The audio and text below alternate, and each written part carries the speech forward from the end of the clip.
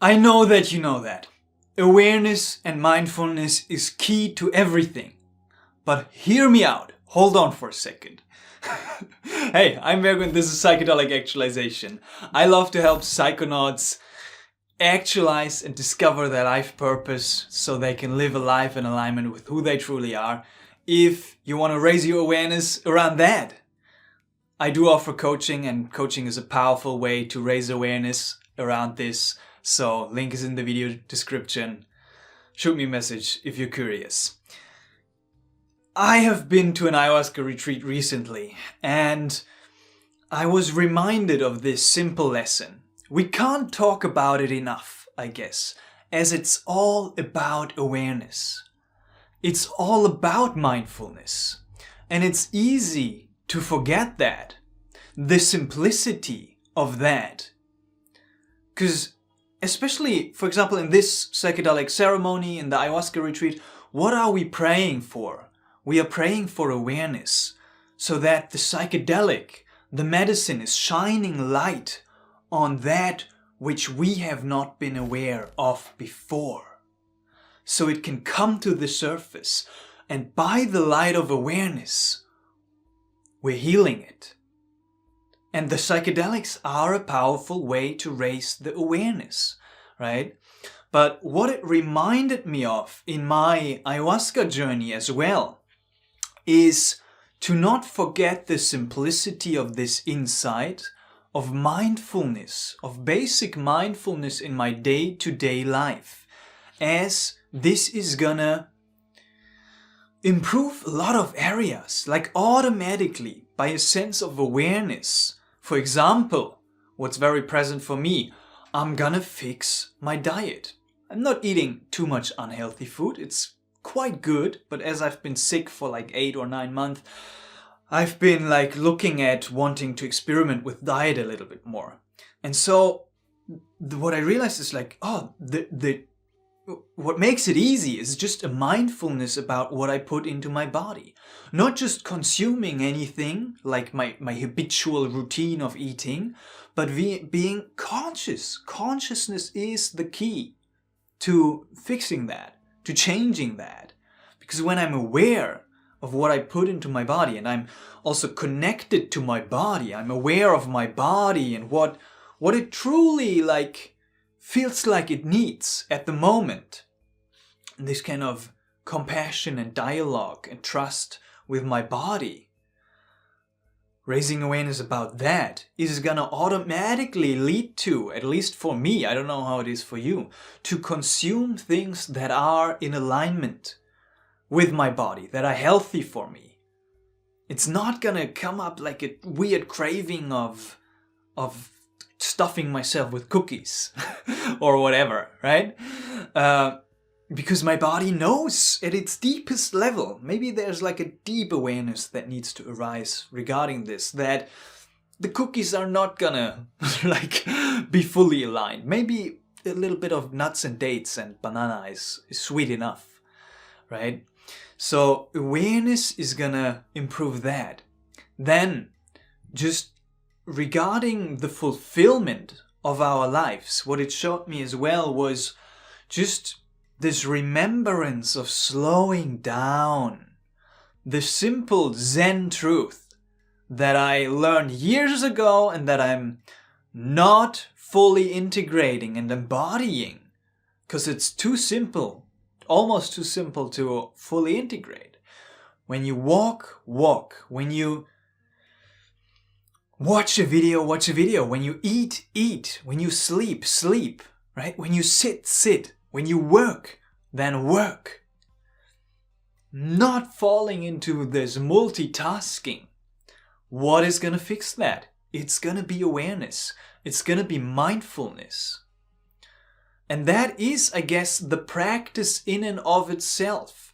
To kind of dial in on this simplicity of the insight of mindfulness.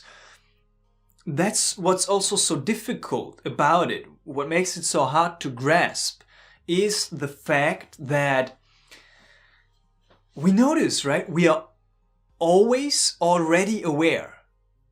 Like when you are watching this, you are aware. You are awareness itself. So there's not even a possibility to not be aware. When you're not aware of that. When you're in dreams, sleep, whatever, unconscious, knocked out. So every moment that you experience, you are aware. Because you are awareness itself. You are consciousness.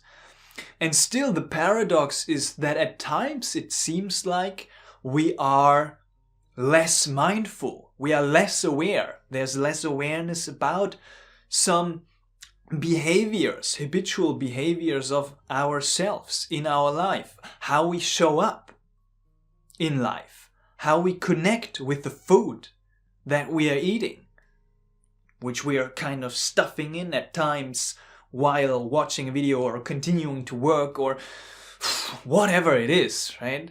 So basically the practice in and of itself is to practice mindfulness by simplifying life. This is kind of what the ayahuasca showed me, which automatically leads to more presence with life, with each and every situation. And this presence leads to kind of a more connection to life, a deeper sense of connection to this divine gift of life. Because there's presence with each moment. There's kind of an honoring of the ground that I'm walking on when I'm fully present with just taking a walk. When I'm fully present with lifting the weights in the gym. Not like in thought loops about future, past, whatever. When I'm fully present with the meal that I am consuming. When I'm fully present with the conversation that I'm having. And we gotta accept that even though we are always already aware, we're not gonna remember that at all times. And that's kind of the whole fun thing about the spiritual path. To integrate this sense of awareness and consciousness and mindfulness into each and every moment of our lives. So the one practice it showed me is kind of like this simplification and slowing down of life, right? Listening more. And the second powerful, simple practice that I have found for myself is the simplicity again, right? The breath. The breath is always happening in the present moment. So to come back to the breath is a powerful practice. I think I've picked it up from Bentinho Massaro, like this young spiritual teacher. He had a practice where he's like, focus on your breath for 3 to 5 seconds and let it all go. And do that as often as you can throughout the day to raise your awareness of like, okay, let's do this exercise together right now. Fully letting go. Taking a conscious deep breath in. Letting it all go. Just for 2 to 4 seconds.